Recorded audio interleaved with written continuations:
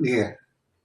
So you can see that the so-called, the ascension symptoms have just been bread and butter.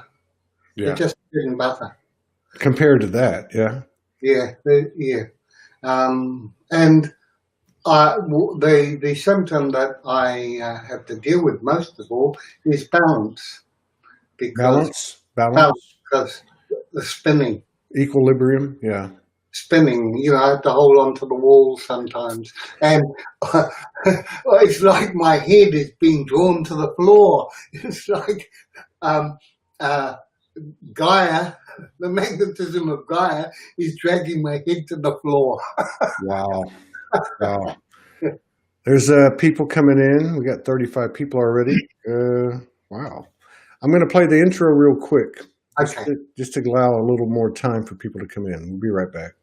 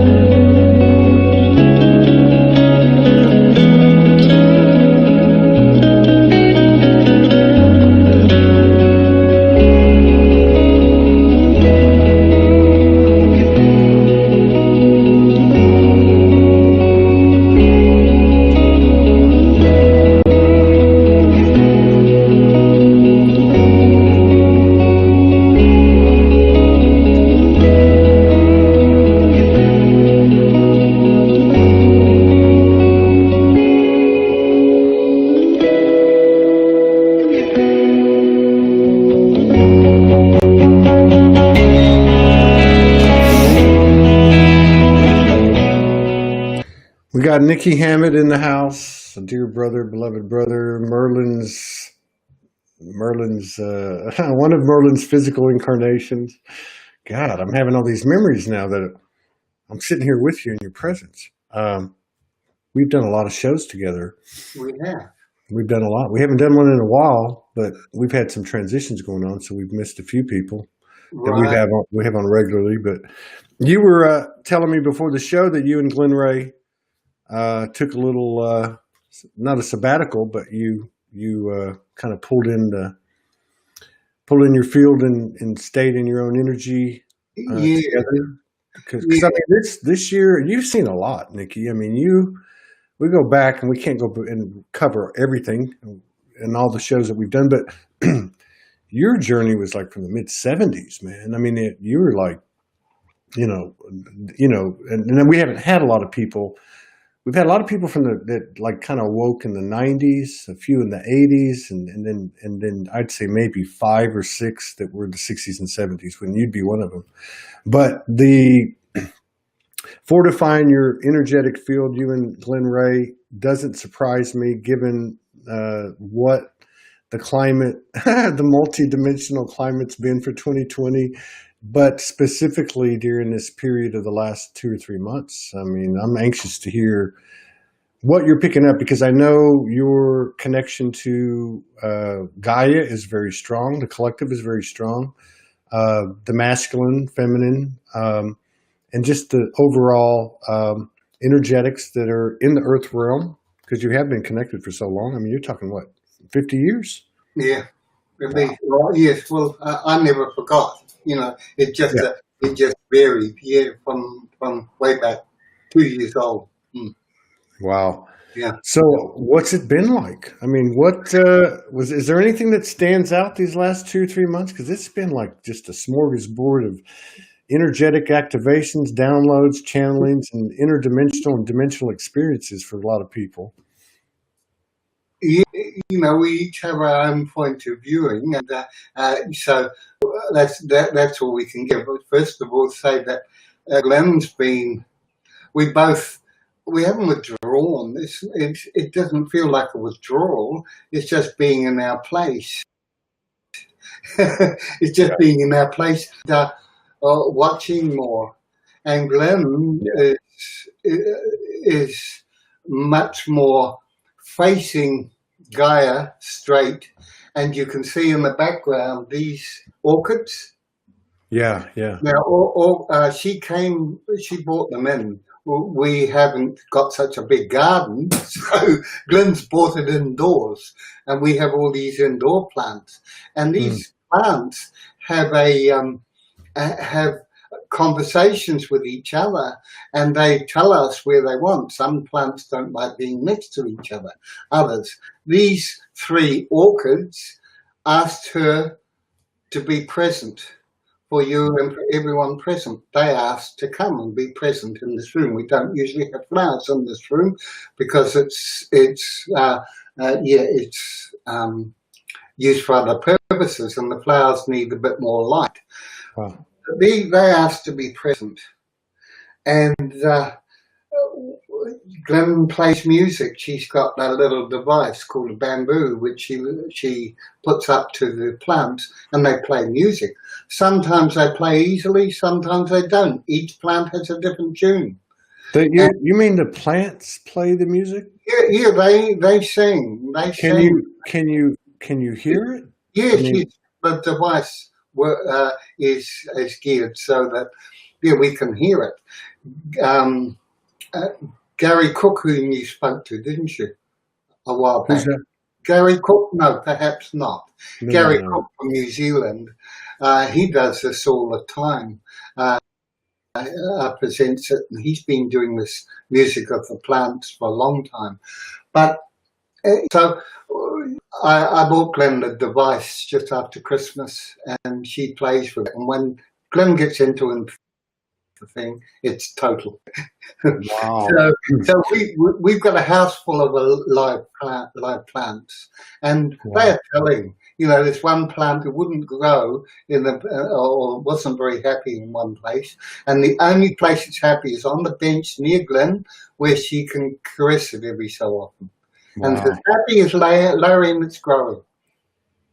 So you've got a new place, as we all know. I mean, you've been there for a while now, but your old place was magical. You had ogres and elementals and fairies, and now you're, I guess, in a smaller place. You don't have the ordinary size quarter-acre section. Yeah. So you've got a new development in your universal community. Yeah, well, directly across the road is the base of Mount Tiara. The Tiara means love, the mountain of love. And when we were close here, Glenn was saying, I miss the elementals.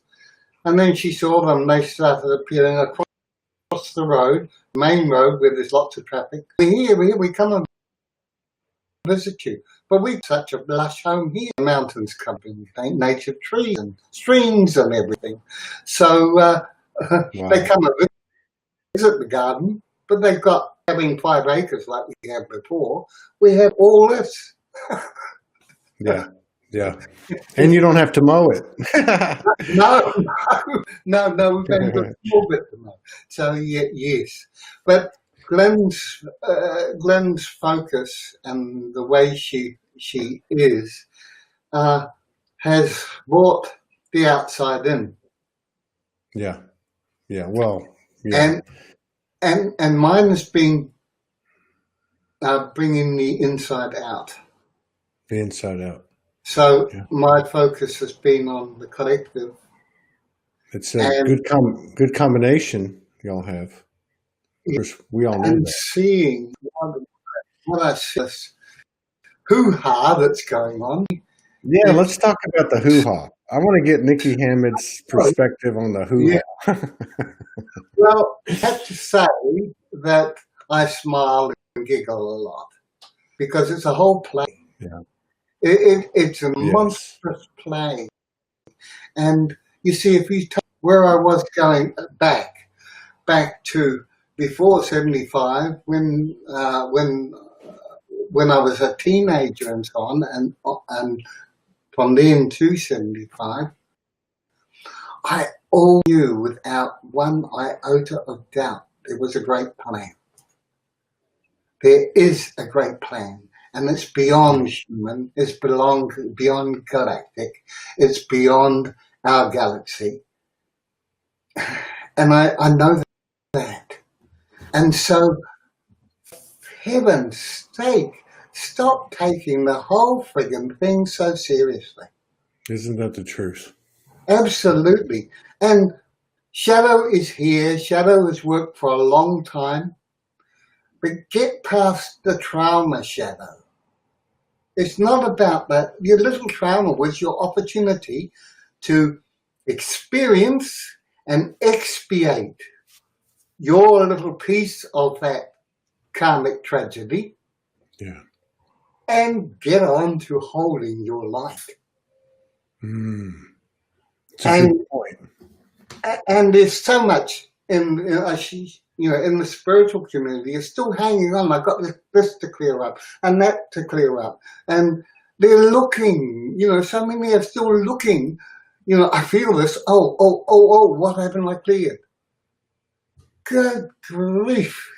How often do you want to go back into those loops? How often?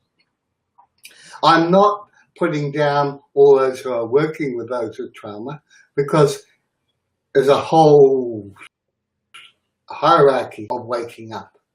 Yeah. And there's a lot for us to do. But heaven's sake, there's a great plan. It's beyond us all. It's working out. The light's switched on, and it won't be switched off again. It can't be. So switch your light on. Yeah. You allowed it to be switched off for a long, long time. Just switch the freaking light on and choose. Every moment you feel it dim, you switch the friggin' light on. Yeah, I love what you said about the shadow, because as you were saying that, I thought, I've not heard this before, but so we've spent a lot of our journey has been about removing illusion, and as you were saying what you were saying, I thought, oh, he's right, because there's the illusionary shadow, just like there's the illusionary, perspective of what we think we do good, or light, the illusion of light, let's put it that way. But there's also the truth, in the light, and true shadow, right? I mean, it's not something to be, it's not the shadow of truth that scares us. It's the illusion of shadow. You know what I mean? Yeah, that's right. And giving us problems, and the fact that you remove your trauma and you have to do it, right? Your peace. You've removed your peace, and I would like to say to most people, you've already removed your peace. Stop going back. However, you relieve your piece of your trauma, but there's a collective trauma, which is huge, and it's coming up because it's leaving. And so it has to play itself out. It has to play itself out. So what do? We hold, we choose light on. We choose light on. That's what we choose first. Then you decide what you're going to do with any circumstance that presents itself. But first, light on. But we don't have to do it on our own. Right. This is the thing, because people say, my shit, I have to clear. But it goes on and on. It will go on as long as you do that. There is a time when you say, this is coming up. There's something in my field which keeps pushing my button. Yeah. And it is not mine. It is not mine. It is something I have rubbed up against, but I cannot see it. But spirit can. My soul being can. The company of heaven can. So why not turn to them and bring them into the equation? fully into this equation, not just as being sitting there waiting for us to make it. No, co-creation.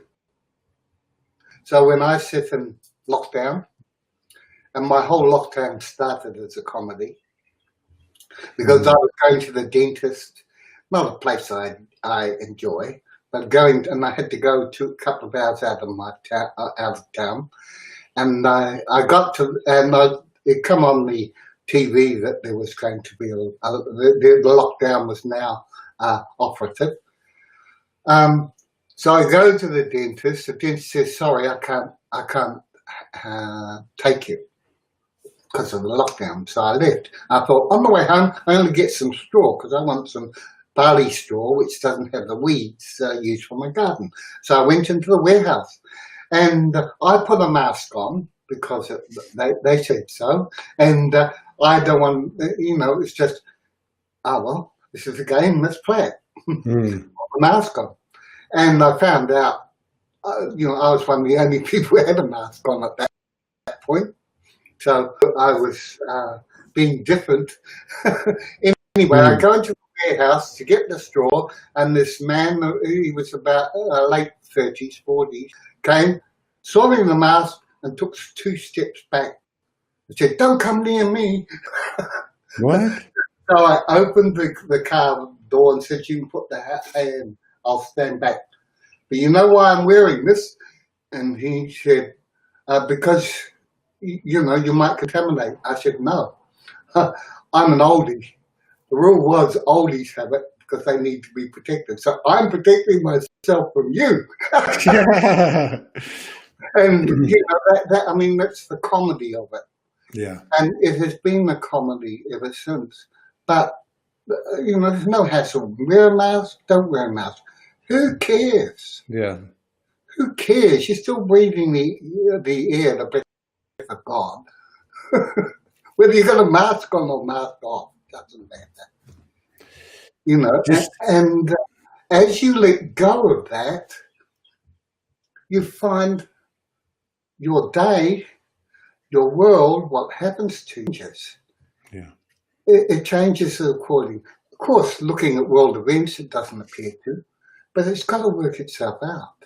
Yeah. There's layers upon layers, but there is a great plan. The plan is light on. Yeah, that's right. It's another inducement to distraction. Absolutely. Yeah, it's all a distraction. All these things are. Trump or no Trump. Exactly. It doesn't matter. It's all working. And every human being is going to be touched and is being touched in some way or other. You can look at the lockdown as something imposed, or you can look at it as a gift from heaven. Yeah, that's right. You work with what you got. Yeah, absolutely. And we're now living with our eyes open. Yeah. And our heart opening. Wow. Yeah. That's what's different. And what precipitated our eyes opening and our heart opening, as within without, in other words, like you were saying earlier. So we all went through this on a personal level and still are. Absolutely. So as within without, we're actually watching a replay of what has happened to us on an individual level, which is all the stuff has to come up because our light's getting brighter. Yeah. Right? Yeah, that's true. When you actually do the clearing, you can look back at it and you see it as a gift. It wasn't a problem, it was a gift. Exactly. So all this is happening is a gift. That's very true. I mean, the energetics of it, the kids staying at home. I mean, like being pulled out of the program, the conditioning and the programming and being, I've gotten a kick out of a few different posts where people were like, my kids are outside in the backyard playing. This is their school now. And I'm like, yes, that's it. I remember years ago when I tried to start a private school and it was based on a school, partly on the school called Somerville, which was A.S. Neal School, and that was based on the kids come in of any age, and they're allowed to do what they like when they like. There's no structure at all. And they found that kids who'd done this for 2 years did so much better than in the main system, because they now had their own navigation. But if they were in too long, it made them non-directive and having nowhere to go. So too much freedom got in the way. Yeah. However, I made a school. I had a teacher, an amazing teacher, and was going to set up a private school and had parents who wanted to. But when it came to the crunch, here we go. You ready to pay your fees so that we can support this teacher and have this? They all backed out. Yeah. They weren't ready for it. And I've learned so often that there's a timing. Every season, turn. There is a season, turn. A time for you, That's the way it goes. Yeah. Think of the flower power time. Make blood not war, and peace, give peace a chance, and all that thing, and the flowers, and the communes. Yeah. It didn't work. It was before its time, but the seeds had been planted. Yeah. And now we get a chance for it to unfold and work more than we could ever dream of. Yeah. True that. And there's an air of, I don't know, maybe it's just me, but there's an air of universal communication frequency of it's time to walk the talk. Yeah. Not in a aggressive warrior-esque way, but I mean like walk the talk, like be what you are. Yeah, that's right. And it's like the universe is saying, I will support you. Yeah. I will support you in your bold efforts to be who you are. And then there's another side to it, which is in those actions, thoughts, and words where you're not doing it, I'm going to remind you. And there goes that 2x4 that you were talking about before. Yeah, but a 2x4 or a swift kick in the butt. Yeah, exactly.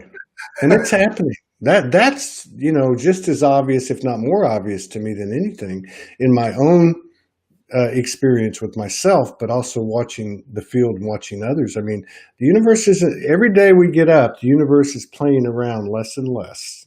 It's just saying, hey, I'll make this whole virus quarantine mask thing as stupid and silly and cartoonish as I need to in order to wake you up, or I can give you a swift kick in the butt too, Right?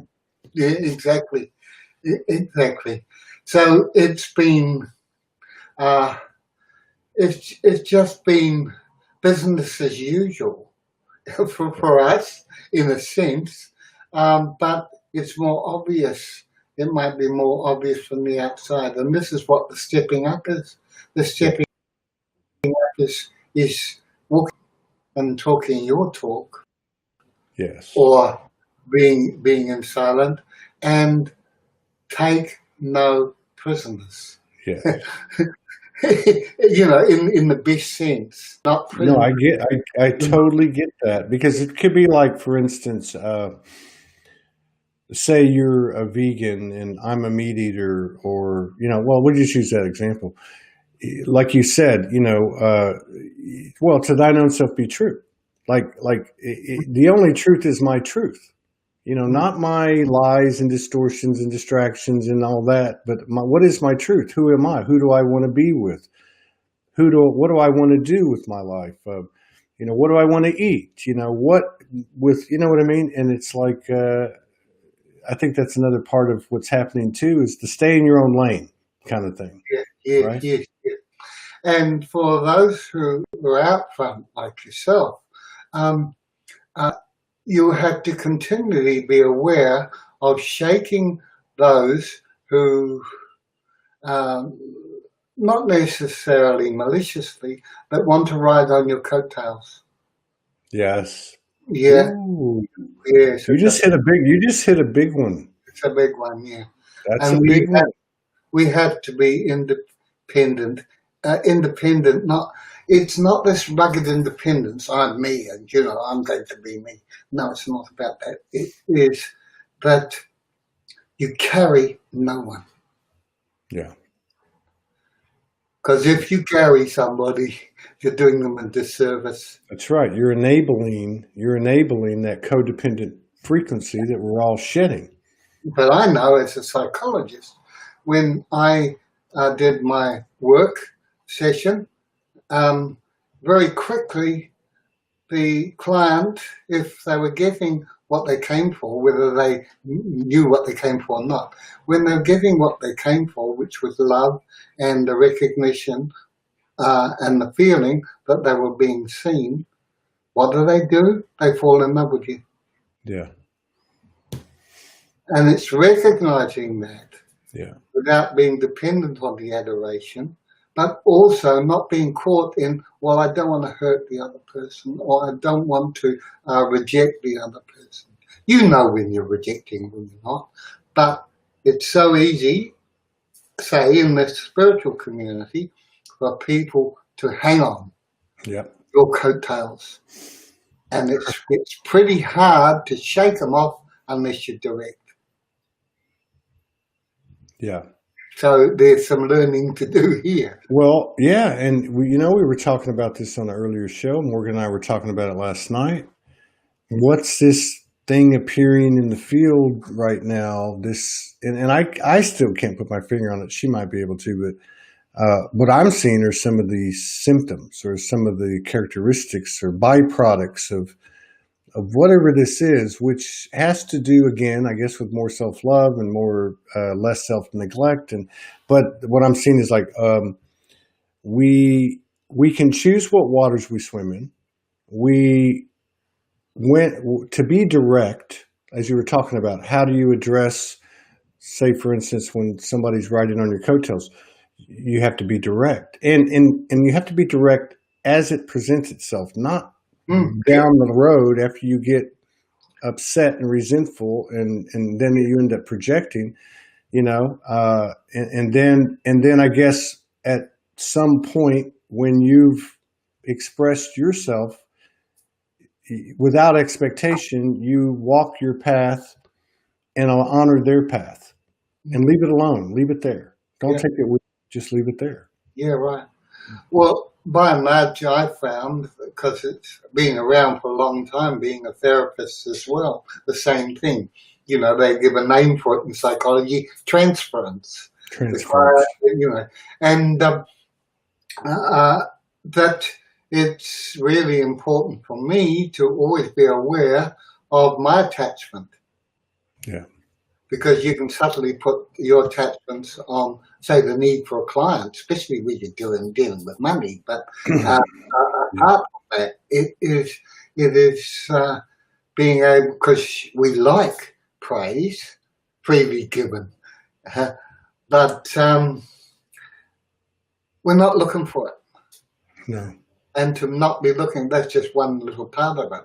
So we have to be conscious of it. But after a while, you get used to not giving them your chi. This is it. Because we have our energy and we don't give it to anyone. Even my beloved, I don't give my chi to. That's a very, very powerful point. And she doesn't give it to me. Yeah. And if she does, on occasions, Glenn and I have stood with each other and said, cut, I cut all my ties of attachment to you, and vice versa.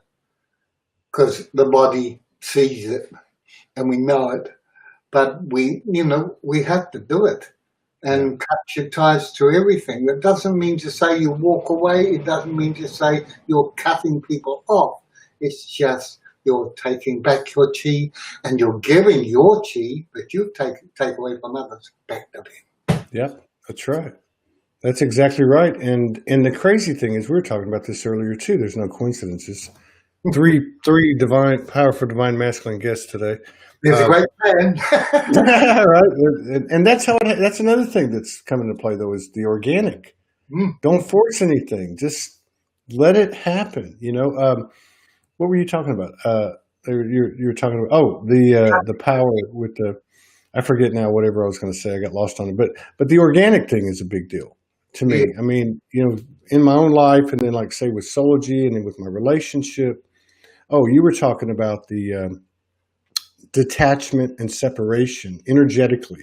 Yeah, giving away the surrender, like the surrendering that, like, okay, for like you or me in our relationship, surrendering the idea that we are what we might think we are, or we are divine this or twin that, But what happens is, and it's really weird, regardless of what it is, you surrender, you detach, and you can't fake the universe out. You can't just say it. You actually have to let go. But what ends up happening, and you can't go into it either going, okay, I'm going to let go because I know it's going to come back. You can't even do that because that's not pure. But when you do it, it seems like every time it comes back, and it comes back in a much bigger way, right? Yeah. That's faith. Yeah. To me. Yeah. It always leads to more. Yeah. Wow. Isn't God is mighty. That's the only thing I can say. God is mighty. Yes. Yeah. Yeah. And it's so beautifully balanced. And no matter what it appears on the surface, that's Maya. The word Maya means appearance. It's a world of appearances. And we getting to choose light on, which is, quote, fifth dimension above, whatever you like. But it's a light on. And we're bringing that light on into this third and fourth density. Yeah. We're not leaving it. We're bringing it in and transmuting it. And we're getting to a point now where we need to do it together, not on our own. That's right. And we do it together, not just as human beings, but with the company of heaven. Yeah. And the light beings going up and up and back and back and back, right up to source, because we're source. And so it's consciously, instead of dropping back and trying to solve your loop again, going to your mentors and saying, guys, you see better than I do. Fix it, please. Thank you. Yeah. Yeah, that's a big one. The ask. Yes. Ask and you receive. I mean, there's not a person here. I don't even have to. I guarantee you there's not a person in the world. I don't care what level of victim consciousness that they've experienced in their own mind. When we ask and utilize that incredible, unique aspect of the human emotion, and we input that into the alchemical process, we always get an answer. And we always get it. Yeah, and we don't have to be looking to our higher self and feeling our higher self to do it. Because as soon as you ask, you're asking your higher self. Because your soul being knows. It knows what your mentors know. But it's just that as human, we don't. And the burden would be too much because we've got enough to do, right? But so we go to them. They see into our auric field. And our auric field is huge. Yeah. And this is where shadow, you think of the terrible things that are coming up about what's been happening to humans for hundreds and thousands of years. How do we work with that? We work with it by asking our higher self, our mentors, to go in, and they can see what we can't see, and pluck it out, and replace the malware with lightware. But we have spoken like a true poet. But that's true too. Like, the walk the talk thing. Like, even if, because we're human and we feel like we got to do something, we got to march and we got to, you know, protest or post something, but it's probably as cut and dry as simply giving it up to the team and saying, hey, I don't understand child trafficking or sexual ritual or whatever this nasty stuff coming up is. But what I can do is say, you know what? I know I am a child of God and I want to utilize my team because I don't have the wherewithal to do it, know what to do, to your point. And I want to send an equal amount of light and love and wisdom and whatever, peace to all parties involved. Yeah. You know, I mean, the separation issue can be undone by the appeal of the soul, spirit, man, you know, human that you're talking about. And the deep wounds of soul, which are impinging on us now, the deep wounds of soul can be healed from our soul team. Yeah. But they need our permission. We're in the universe of free will. It must be so. It must be so. But all we need to do is think of them and take a breath and feel them, and they come in close now. Yeah. We can feel it now in this room that you and I are in. Yeah. Yeah, it's around us, and the listeners can feel it around, like a warmth coming round their back and up their shoulders.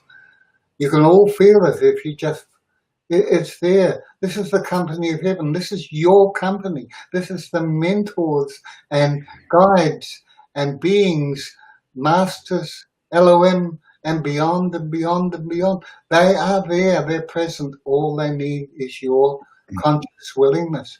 And they come in and ask them for what you want. Yeah. That you can't see. That you can't see. And if you are willing, under the rule of higher life and love, to let them into your auric field, to have a look. Yeah. To feel this.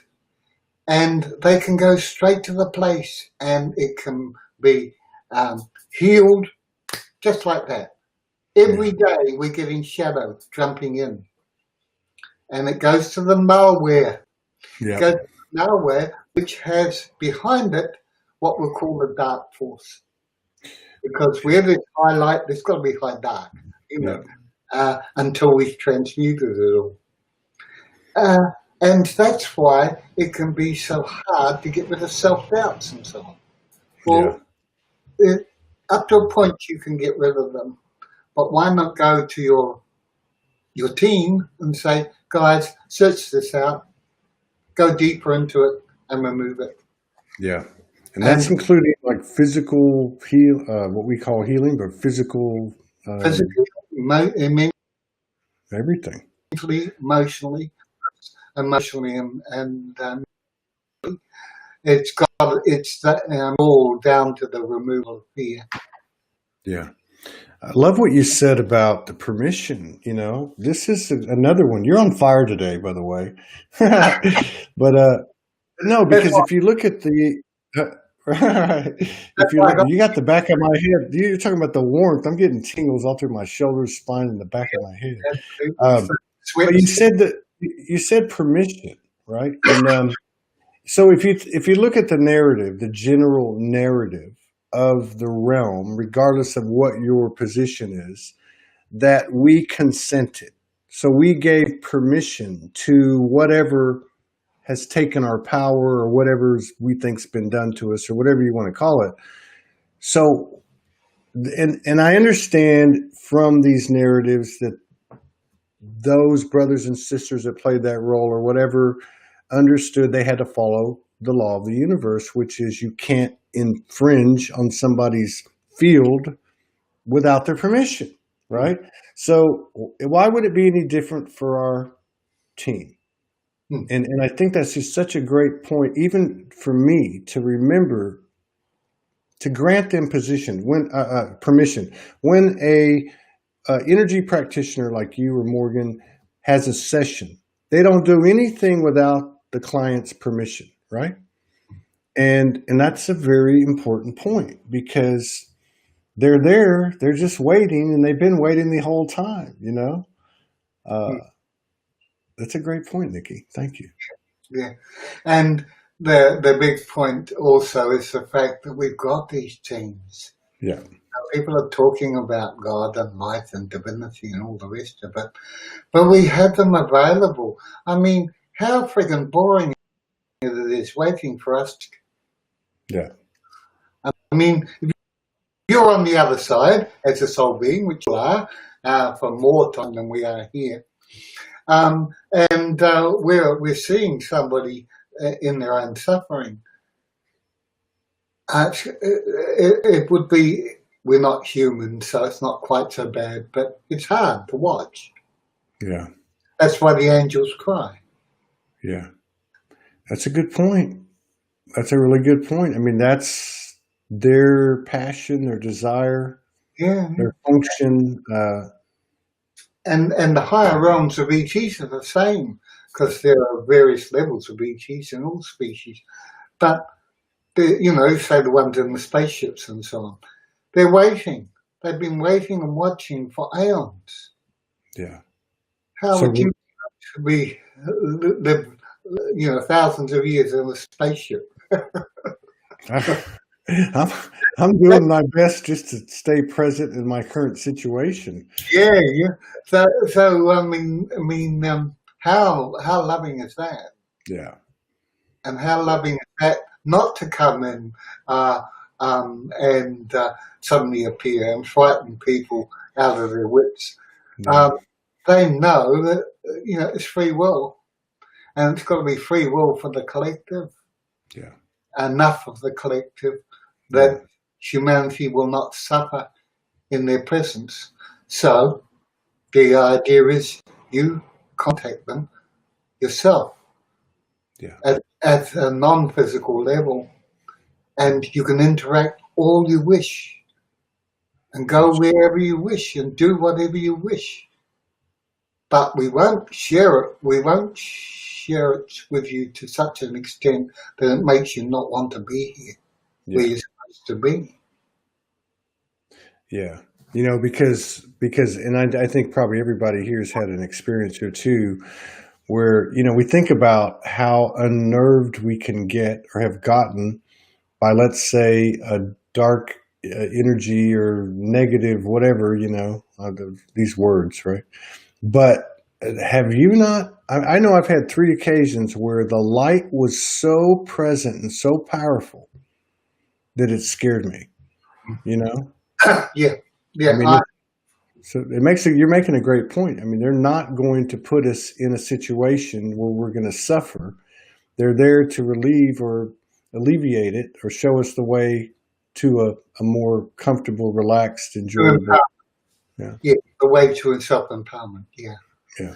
As for the light, there have been times.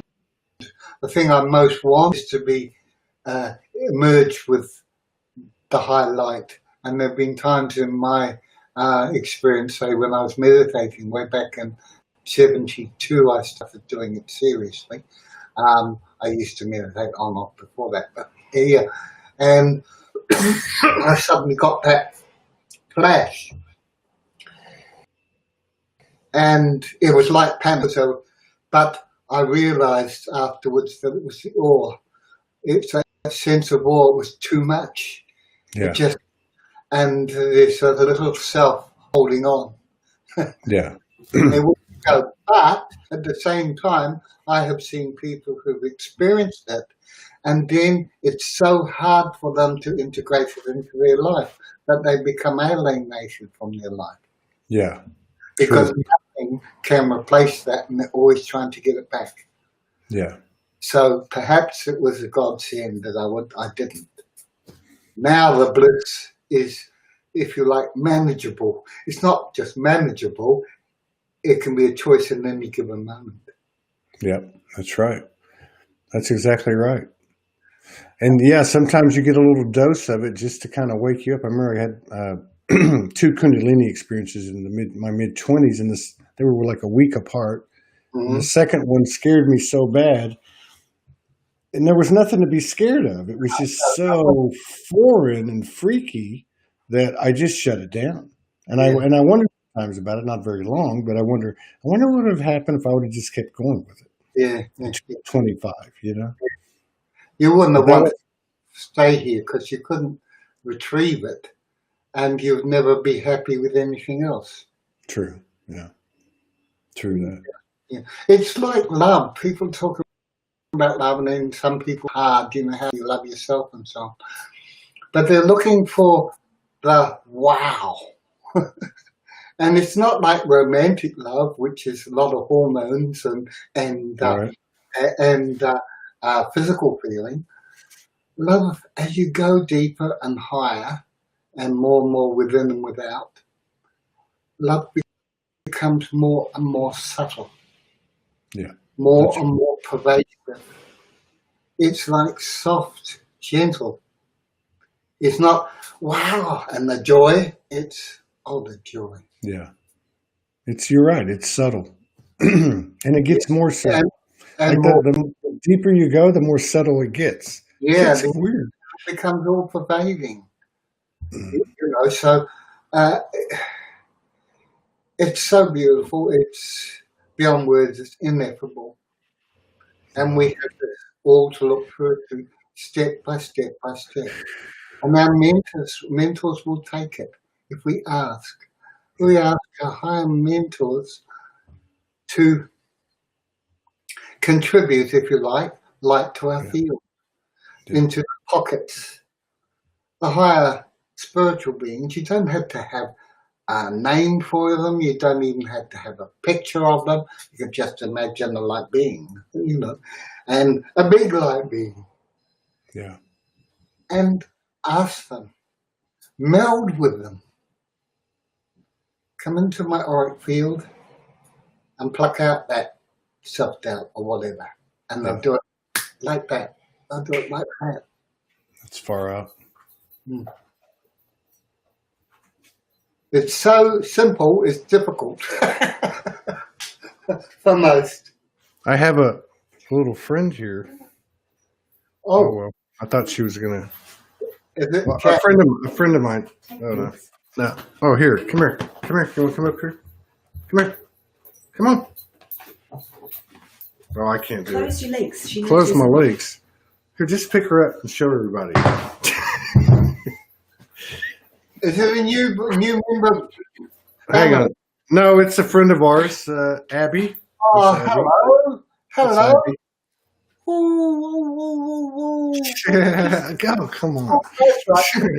Cleaning, we need to wash. I know. Oh, I thought you meant the dog.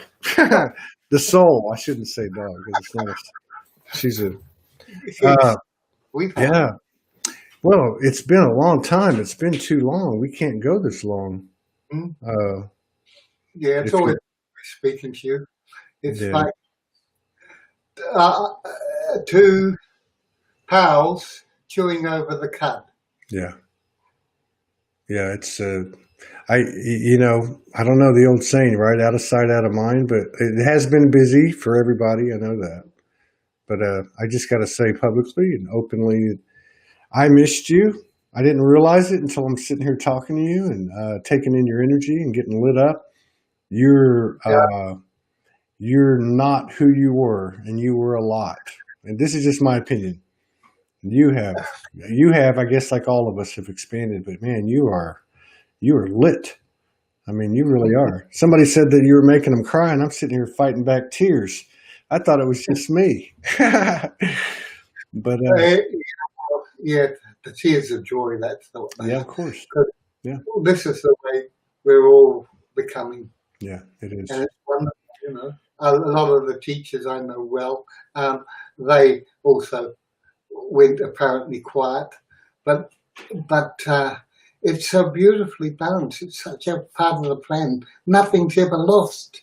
We just go to more. And thank you, brother, for all you're doing. I love you so much. Love you too. Tell Glenn Ray, give her our best. Shall I call him? Yes, call her. Glenn. I can't even. I wouldn't normally think of that, but yeah, call her up. Hello. Hello, young man. Hi, Glenn Ray. How are you? I'm good, thank you. It's good to see you. Come on with that beautiful dog. Lovely. Right. Yeah, Abby. She has a thing for me too. I don't know why. Morgan went to pick her up at our friend's house, so we're going to watch her for the day. And she said as soon as she pulled in the driveway, Abby started crying.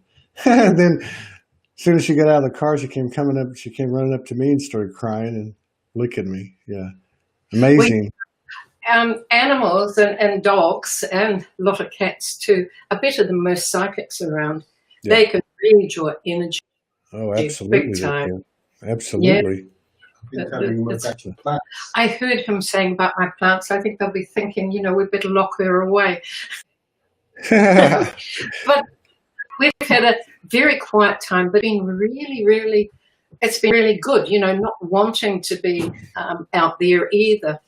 But the energy, like that stillness, that quietness, that going within, and it's just surrendering. It's not giving up anything. It's surrendering into the wonder and the energy around us. And the energy is just becoming so vibrant in everything. The plants, the animals, it's like everything starts communicating. And it's an absolute delight. And I think, I think a lot of people went very quiet through this time. Well, because with lockdown and everything. And actually, in many ways, it's been a big blessing because it's bringing people, they're having to stop rushing around and sit and then start getting in touch with themselves again and then going with it. And find, we're amazing, beautiful beings. Absolutely, we are. And all those around us are, physical and non-physical. Like the plant kingdom and elementals. Yeah, you're right about that. You almost couldn't design a better energetic template than what looks like a quarantine and mask and other stuff that went with it. But energetically, it served us so well. I mean, we created this, right? Yeah, I think there's a couple of more big surprises coming. When and where and what it is, who knows? And it's nothing to fear at all. No. The greatness working out. It's all leading. All we need to worry about or be concerned with is whether we're choosing light on or leaving it off. That's all. I think we need to do another show, and we'll just sit in the presence of these two incredible, beautiful brother and sister. Yeah, next time I've got a little story to tell you. Yeah. Yeah, so we'll leave it till next time so that there's excitement. I got my little notebook here. Hang on. I'm going to extend a message to you, an invitation to you both. Just remind me, I'd like to take you on a journey. I will. I'll make it in my note right here. Take on a journey.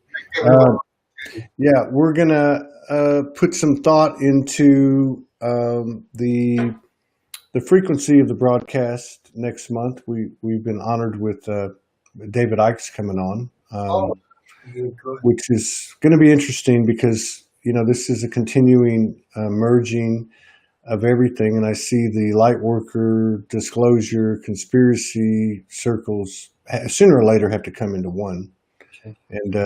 And so I feel like that November and December are going to be really big for all of us, and we want to do our part here. So we'd love for y'all to participate in that time frame as we've got a few things to unveil as well at Soulogy. And I think you guys, I missed you guys, and we've had quite a bit going on as well, sort of internally you were aware of and more than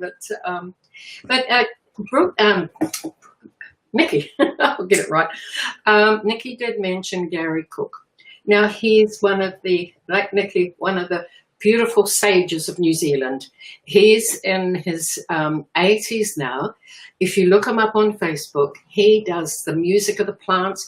He's very into it. He's been doing it for years. He's done sacred sites in New Zealand and overseas, but he's the most beautiful, down-to-earth, spiritual man. And if you just feel his vibration, you will be totally blown away. He's really, another Merlin, a brother of Merlin's. I will look him up immediately. I just added him to the list. Sir Gary Cook, but you wouldn't know it. Everyone, we just call him Gary. And I'm going to. Go ahead. After I had my big canceration, he came to our house every week, and he brought his music machine and he sat there and connected it up to some of my big plants and played the music from them for about an hour at a time for the healing.